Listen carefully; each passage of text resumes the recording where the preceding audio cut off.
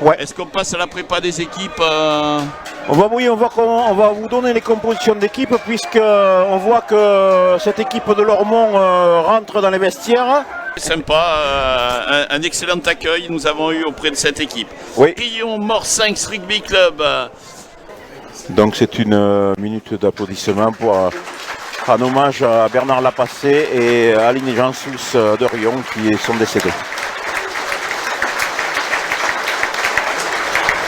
De Lormont sur le coup d'envoi n'est pas la même. Voilà, réception du troisième ligne centre qui n'est autre que Bonnel. Bonnel qui charge, point d'ancrage. Ça enchaîne avec le capitaine Galendo. Très bonne défense de Rion Morsinx, Benoît. C'est Tournier Johan Burs qui... Oui, effectivement, il y a Rion qui s'est dégagé parce qu'il faut dire qu'ils ont le vent un peu avec eux. Attention. Pénalité pour Rion, oui, effectivement. Position de hors-jeu, Benoît, sur le Oui, jockey. ce n'était pas un contre. Allez, lancer Magie. Magie sur Berton. Berton, et on va chercher le troisième centre, Bonnel. On va créer un point d'ancrage et sortir avec le pied de Maxime A, qui ne cherche pas la touche, et qui va trouver Romain Tournier. Attention au drop, voilà. Un drop de 40 mètres et qui va passer entre les poteaux. Pied à le vent et donc en profite. Attention parce qu'on change d'option au niveau des coups d'un renvoi et donc c'est de nouveau Lormont qui récupère le ballon. Il y aura un plaquage sans ballon et c'est une pénalité qu'il y aura contre l'équipe de Rion-des-Landes, mais c'est toujours Lormont qui est en possession du ballon après ce coup de renvoi court qui a été récupéré directement. Ben Abdou qui va percuter. Oui, attention, les Bleus qui ont mis la main sur le ballon, oui, effectivement, donc l'arbitre revient à l'avantage. C'est en avant, donc il a donné la possibilité à cette équipe de Rion ou de prendre la touche ou de prendre la mêlée. Ils ont décidé de prendre la touche et c'est un môle qui est formé, le môle qui avance. Attention, les rouges qui sont sur les côtés, peut-être non. Le ballon qui est toujours en possession de l'équipe de Rion-des-Landes avec le ballon qui est porté, le ballon qui va sortir. Beaucoup de bleus dans ce môle. Ça va repartir avec les avants. Donc les joueurs de Rion qui veulent de nouveau aller percuter. C'est toujours un ballon porté avec la première ligne de Rion qui se met en évidence et qui avance, mais la défense qui veille avec un ballon qui va peut-être devoir être écarté. Non, c'est toujours du jeu d'avant.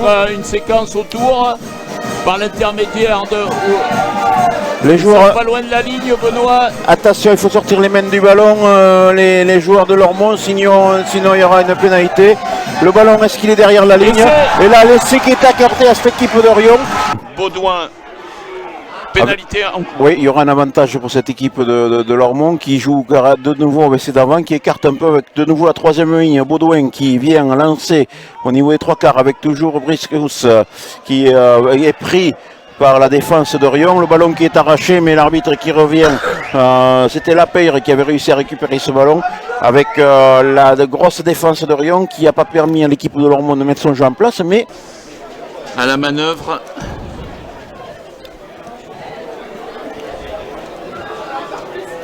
Je rappelle également que Lormont en équipe B est à l'Esperon qui dispute aussi un match contre Conangle qui croise avec son arrière Triscos. Mais attention au contest.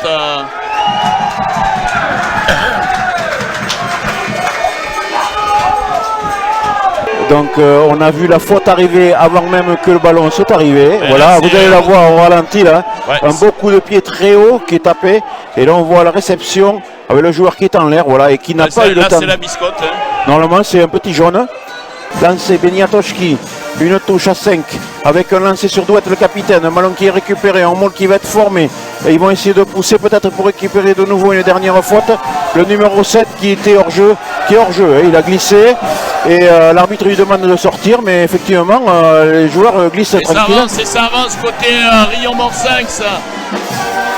Avec bien sûr, ils sont allés chercher la faute, ils l'ont obtenu et c'est un ballon qui est écarté de nouveau, mais il faut écarter. Elle était bonne à jouer, c'est dommage. Bien sûr qu'elle était bonne à jouer, la défense n'était pas montée. La défense a tardé à monter. Et il y aura un autre avantage au centre du terrain hein, avec Rion qui met la pression à cette équipe de Lormont. Lormont qui est pris de vitesse un peu et on revient sur la faute avec, on voit Jérôme Labatte là, qui demande à ce que le ballon soit tapé.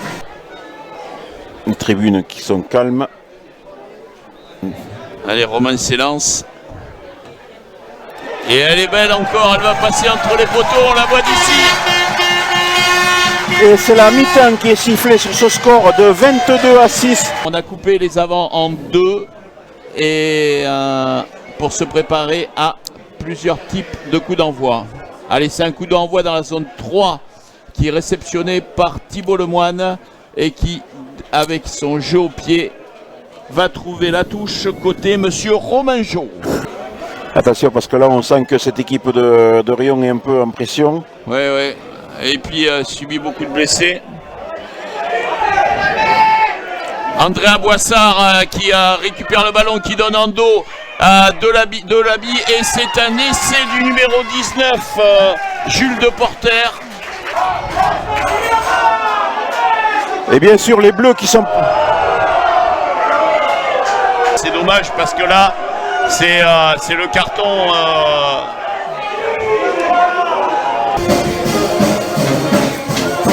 Allez, touche raccourci avec Jérémy Elbacher qui prend la balle. Ça avance avec Eli Loco. Eli Loco qui fait parler la puissance et ça avance. Attention de ne pas être hors jeu, le numéro 20, Ibou qui était hors jeu. Ça avance encore. Là, l'intérêt pour Riom, c'est de garder le ballon. Avec la faute qui est arrivée du côté de Langon. Pénalité pour jouer l'avantage, voilà. C'est Yvain Deluc qui récupère ce ballon acrobatiquement. Attention à la défense qui monte très rapidement maintenant du côté de Langon. Mais le ballon qui est perdu, on revient à la première faute initiale. Avec un lancer fond de touche qui est récupéré par Lormont, mais qui doit être joué à l'extérieur. Avec ça passe par le capitaine numéro 12 ensuite. On a joué en dos et on va chercher le ballon numéro 22, nouvel ailier rentrant. Attention à la percussion, l'avant-bras, l'arbitre de derrière. Grosse défense de nouveau, Riom qui monte en ligne. Attention de ne pas se faire prendre par la troisième ligne. Attention, premier où ça rentre sur les côtés. Oui, monsieur. Attention, faute. Et là, il y a un déséquilibre, le ballon qui va au bout, qui va être marqué par le capitaine, non? Est-ce qu'il va y avoir essai? Oui, il y a essai accordé donc au capitaine. Grosse mêlée de Riom. Le ballon qui est qui est récupéré par Riom sur cette... Allez, ça joue à Kylian Laborde, il faut tenir ce ballon, Kylian, voilà. Kylian qui casse un plaquage, qui tient debout, ça va enchaîner. Thibaut Lemoine qui essaye d'occuper le terrain. Oh là là. Il va y avoir, je pense, une... Non, il a tapé dans le ballon. Il a tapé dans le ballon. Oui, parce on que va le voir à voyais... l'image, mais l'arbitre touche Monsieur Jaune. On pouvait compter sur lui. Oui, il était à côté. Il était à côté, donc... Souston Benoît qui a perdu à Castillon 17-10. Et la Fédérale B a battu l'Erac 37-10. Et c'est monsieur l'arbitre qui siffle la fin de cette partie sur cette faute qui est un peu ambiguë, mais monsieur l'arbitre qui siffle la fin de la partie. Et donc nous avons ici la victoire de Riom Morsens Rugby qui a battu Lormont, qui était premier de sa poule, Lormont, sur le score de 25-20.